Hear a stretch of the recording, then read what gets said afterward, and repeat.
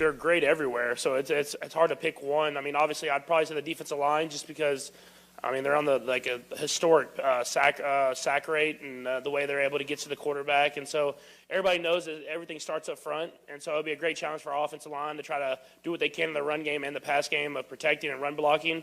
But, I mean, they got great DBs. They got great linebackers. And so when you have a great unit, it's about how can you execute and prevent negative plays. And they've done a great job, especially in the playoffs, of causing negative plays. And then turnovers are usually what win and lose a football game. And so for us, we understand it's going to be a great challenge through and through, but the defensive line is a special group. And so I'd probably say that. Yeah, I mean, look, this is one of the big issues that we know the Chiefs are going to face. We saw it 2 years ago when Patrick Mahomes couldn't get away from the Buccaneers rushing four all the time. Can he get away from the Eagles, their tendency to throw in that extra guy?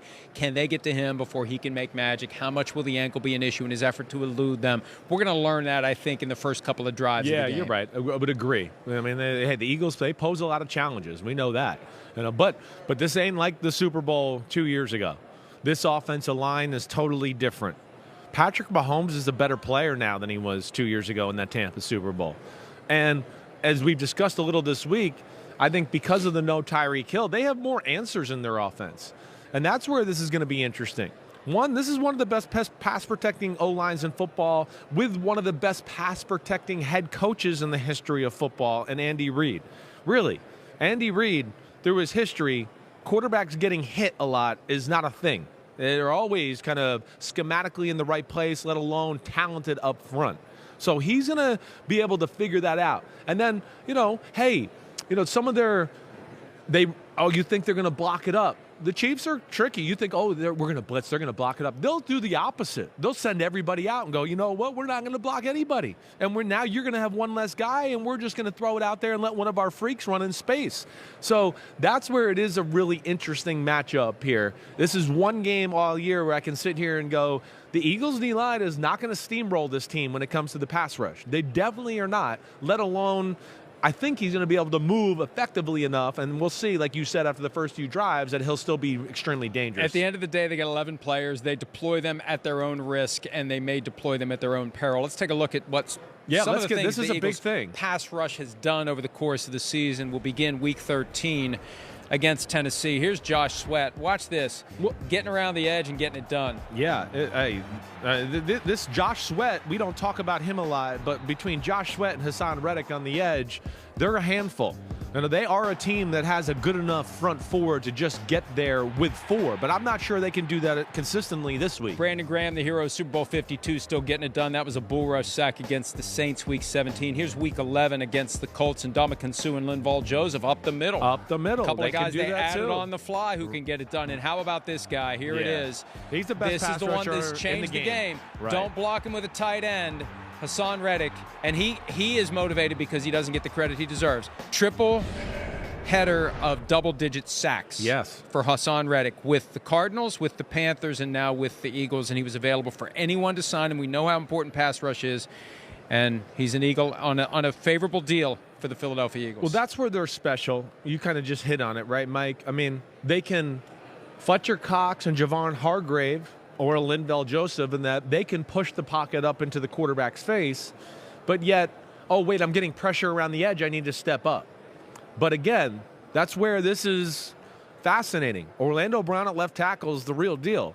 The three interior linemen for the Kansas City Chiefs, I mean, we're talking about it all big butt, big asses game right here when we're, just the kind of thing I like.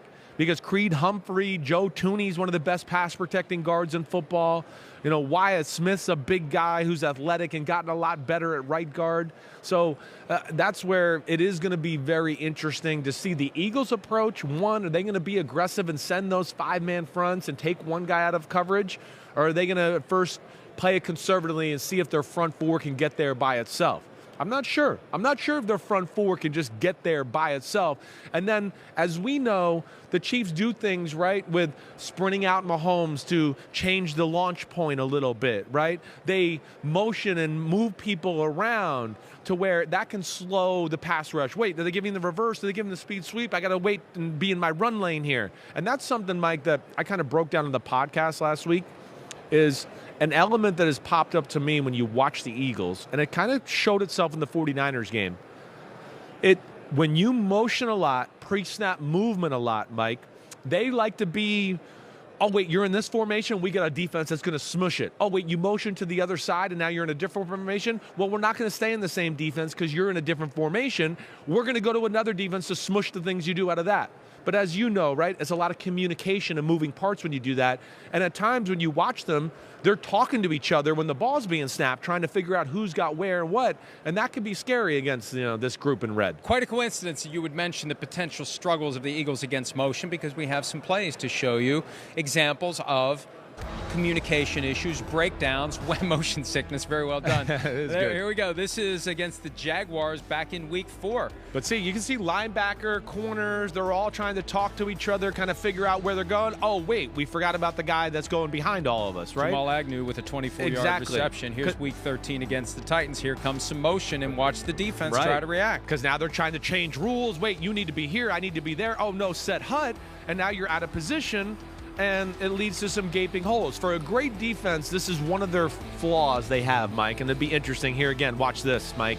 Yeah, motion. Christian McCaffrey coming up later in the program. Put him in motion, and there goes McCaffrey through the hole. Right, and they don't get in the right run fit. Where it just felt like even without Brock Purdy, they were going to find a way to make it happen. That's Purdy still in the game. See, here we go. This Another motion shift. The linebacker goes over too far. Now he's not in the backside gap there. And we know, I mean, gosh, we've had fun early on in our career talking about the Chiefs and how fun they are with their motions and all that, let alone we know they're crazy to come up with more stuff like that for a game like this. And if we know it, the Chiefs know it, and they spent the last 2 weeks coming up with creative motion to try to short-circuit that defense and put them in a bad spot and slip a guy through to an open area, and that's part of the challenge for the Eagles, shoring that up and staying ahead of what they know the Chiefs are going to do. Like, so that's where I go, like, if you're the Eagles, you think they come out maybe a little conservatively on defense, maybe just to go like, wait, let's get a feel for what they're going to do instead of just trying to like go for the jugular right away, right? To then where, okay, yeah, you play an aggressive defense and you think can make some plays, but they might have some tricks for you, and all of a sudden you go, oh my gosh, we didn't prepare for that, or we didn't communicate, this defense quickly enough, and now you're in trouble. I would expect them to be a hair conservative early on. But look at what worked for them against the 49ers. I know, that's what I mean. It's not in their DNA here. And again, it was right place, right time. It wasn't a deliberate attempt to injure the quarterback, but it was aggressive, and it worked, and it set the tone for the game. And that's what it's going to come down to, I think. How aggressive will the Eagles be, and will it work? And if they're too aggressive and get burned and they start getting themselves into a shootout, if it's a shootout, they're not going to be able to match the Chiefs. I don't think if it gets into if that would be my biggest concern for the Eagles. One, we've talked about they haven't been in any really competitive, battle-tested football games.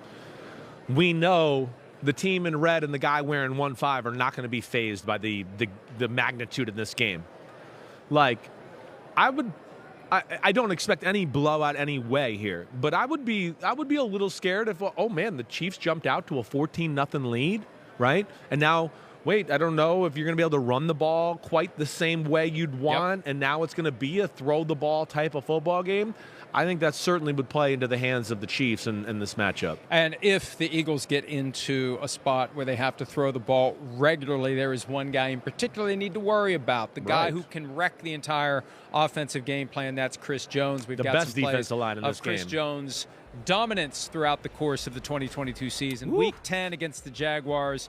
Here he is teaming up with Carlos Dunlap to get through and get to Trevor Lawrence. And it just, I mean, the guy, when he wants to take over, and we saw it in the AFC Championship, the guy just takes over. Same game, another one just gets to Trevor Lawrence and gets him down on the ground. Yeah, he can do it all. I mean, there's just not a weakness to his game.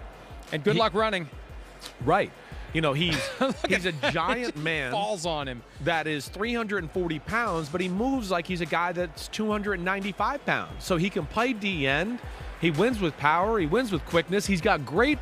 This, to me, Mike, another aspect of this football game that I've kind of broken down in my pod is get your hands up. This is going to be a get your hands up game. He's great at batting balls down because of the read option and all that, and the RPOs going to be a big part of this one. So, and those last two we saw, forcing the intentional grounding, right, when it looked like the Bengals were going to get something going, and then the sack of Joe Burrow right. to kind of put the hammer in it and get the Chiefs the ball back. Think back to Super Bowl 54.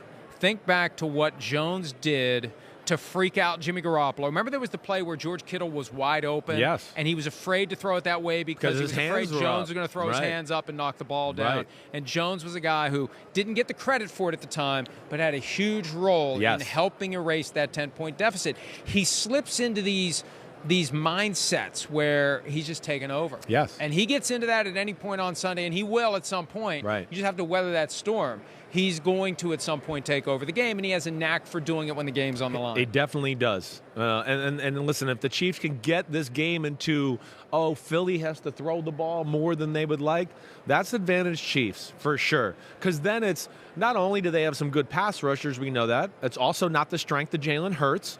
And then what I would throw on to that, too, is that's where Spags gets scary. Steve Spagnuolo, the defensive coordinator for the Chiefs, when he starts to get into, I know you're going to throw here, man, his blitzes, his ability to stress protections, disguise coverages, drop people, do all that is advantage there. Now, that's just, can they get the game to that point? I don't know. Do the Chiefs have enough big guys, Mike, on that D line and enough depth to not get steamrolled by the Eagles in the run game a little bit? That's certainly another big question of the football game that I'm not sure if I don't even know if I don't have an answer for it. I think they can. I do think that there's enough depth and big people. But this is, again, we're talking about an offensive line that, you talk to people around the league, they're going, it's one of the better offensive lines we've seen in football over the last decade. That's how good it is. You know what I wonder about? I just thought of this. I hadn't considered it before. Jason Kelce and Travis Kelce. Yeah. Jason's the center for the Eagles. Travis is a tight end for the Chiefs. I just wonder if in their casual conversations about their teams, about life, about whatever, at some point along the line, maybe Travis said some things about Chris Jones, about things he does well, things that he struggles with, that Jason just kind of filed away long before they ever thought they'd be playing each other in a Super Bowl. Right. And, you think the odds of that happening are remote. And I just wonder whether or not there was any inadvertent brother-to-brother communications that Jason will now use. Yeah. It'd be interesting. Something to ponder. When we return, we'll talk to somebody who has played both the Chiefs and the Eagles.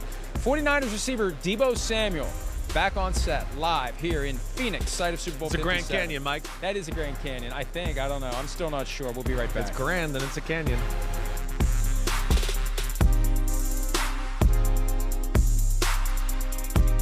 Hi, it's Mike Florio. Thanks for watching PFT on YouTube. Hit subscribe for the latest news and analysis from Pro Football Talk.